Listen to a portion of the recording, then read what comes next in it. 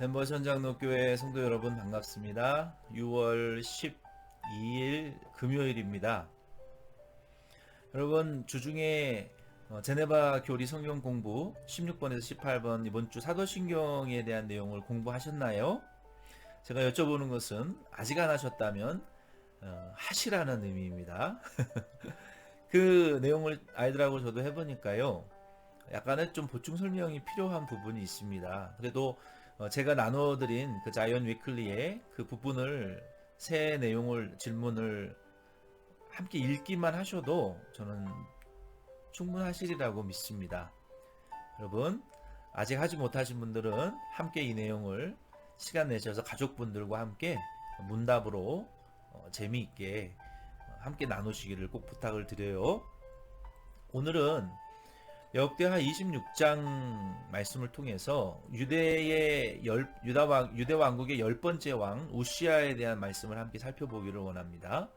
1절로 5절에 보면은요, 우시아는 하나님의 묵시를 받은 스가랴가 있는 동안, 그리고 여호와 하나님의 얼굴을 찾고 구하는 동안은 그가 형통하였다라고 26장 5절에 말씀하셨습니다.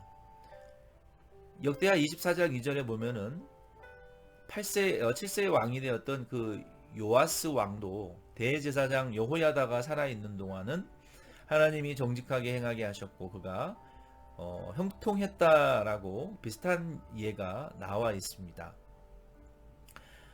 6절로 15절 말씀에 보면은요, 우시아의 명성이 얼마나 멀리 퍼졌냐면요, 블레셋, 아라비아, 마온, 암몬, 애굽 변방, 유대 나라의 최남단, 유대 왕국의 최남단 지역까지 이 우시아 왕의 이 명성이 알려졌고요.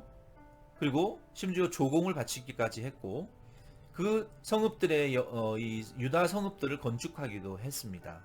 이 우시아 왕은 이와 같이 외세를 확장했을 뿐만 아니라 내부 예루살렘 안에도 30만 명 이상의 주둔군을 양성했고요.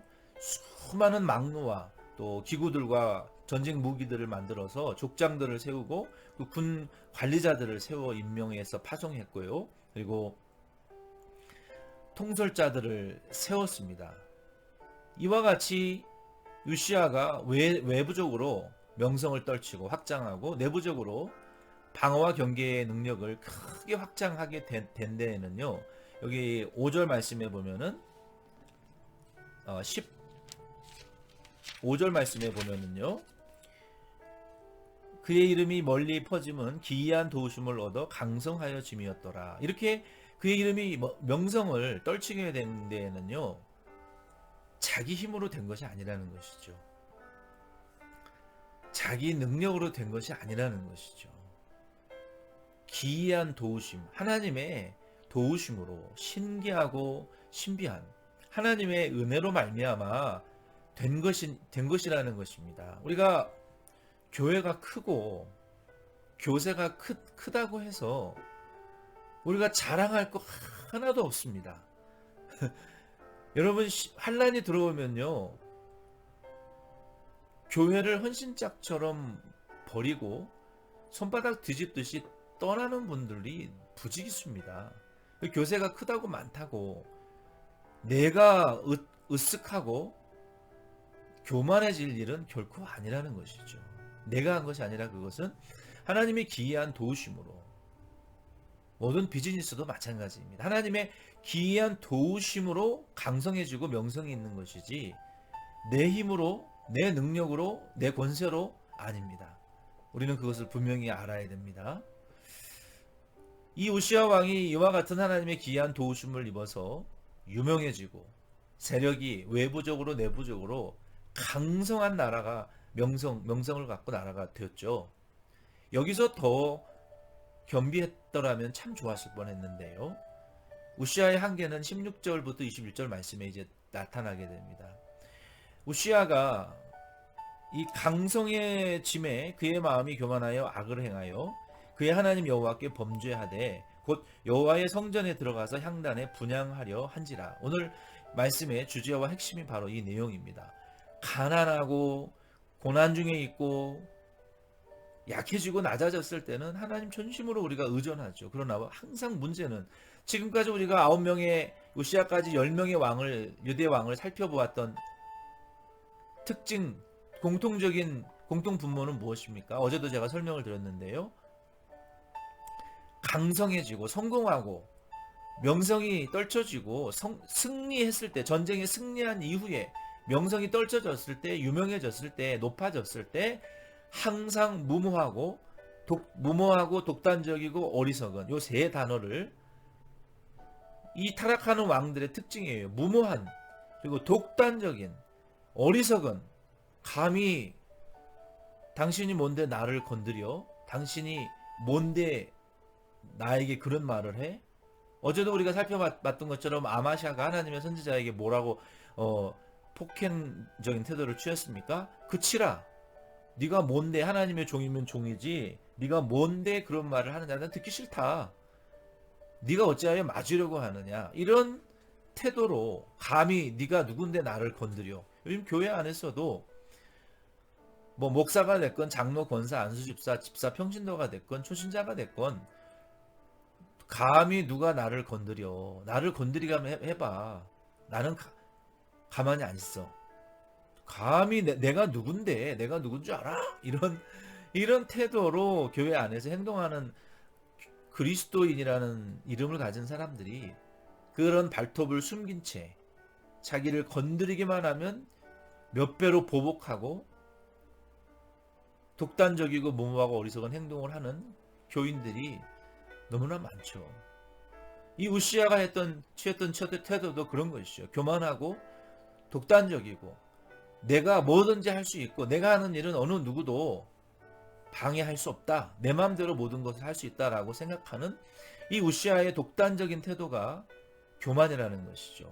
원래 성소에 들어가서 향로에 분향할 수 있는 것, 상단에 분향할 수 있고 향로를 잡을 수 있는 자는 아론의 자손들만 제사장들만 할 수 있는 일입니다. 출애굽기 3장 7절이나 민수기 16장 40절에 보면. 그런데 이 우시아 왕이 무슨 이유였던지 모르지만 이게 독단적인 태도로 자기가 왕이라고 해서 제사장의 일을 침범할 수는 없거든요. 그런데 그를 침해했다는 것이죠. 이 소식을 들은 제사장 아사랴가 용맹한 군사 80인을 데리고 들어가서 왕을 쫓아내려고 했습니다. 그러나 끝까지 고집을 부리고 향로를 잡아서 향을 분향하려고 할 때 그때 하나님이 우시아를 치셨어요. 그리고 그 이마에 문둥병이 갑자기 발생되었고 제사장이 그를 쫓아냈고 우시아도 그때 깨닫고 도망갔습니다. 20절 23절에 보면은 그가 이 일로 인해서 레위기 13장 46절에 보면은 이 문둥병이 걸린 사람은 가족들과도 함께 공동체 안에 있을 수 없었고 혼자 살았어야 됐어요. 그래서 별궁에 죽을 때까지 있다가 죽었고 그의 아들 요담이 섭정을 펼칠 수밖에 없었습니다. 왜 우시아가 이렇게 되었을까요? 우시아만이 아니라는 것이죠. 모든 앞에 우리가 살펴봤던 10명의 왕들이 거의 똑같은 패턴으로 범죄하고 타락한단 말이에요. 이 말은 무슨 말입니까? 누구나 타락의 모양과 그 경중이 다르지만 성공했을 때, 전쟁에서 이겼을 때, 명성이 떨쳐질 때, 높아질 때 반드시 무모하고 독단적이고 어리석은 행동으로 하나님 여호와를 배반하고 범죄하게 된다는 것이죠. 그것을 조심하라는 것입니다. 그러면 우리가 교만해지지 않기 위해서는 어떻게 해야 됩니까? 성경에서는 무엇을 말하고 있습니까? 그런 것들을 우리가 요약하면 우리가 늘 선배 목사님들, 우리 스승 목사님들이 우리 제자들에게 가르쳤던 그때는 그 말을 정말 우리가 잘 몰랐지만 많이 듣던 말 중에 한 가지 그것이 뭡니까? 첫째, 자기를 부인하라. 두 번째, 하나님의 절대적인 주권을 인정하고 따라가라. 세 번째, 겸손하라. 바울은 어떻게 겸손하려고 했습니까? 사도가 된 이후에도 나는 전에 폭행자요, 포악자요, 살인자요, 행악자였다. 나는 날마다 그리스도 안에서 나 자신을 잡아서 그리스도의 십자가에 못 박아 죽는다. 자기를 부인한다. 못 박는다. 자기의 과거의 죄를 돌이켜서 회개하고 겸손하려고 내 속에 있는 부패성을 붙잡아 회개하려고 하고 자기를 부인하려 하고 죽어주려 하는 이런 겸손의 태도가 있어야 우리는 교만해지지 않는다는 것이죠. 오늘 이 말씀을 통해서 오늘 이 하루도 여러분 우리 자기를 부인하시고 하나님의 주권을 전적으로 인정하고 따라가시기를 바라고 겸손한 저와 여러분 되기를 바랍니다. 기도드리겠습니다.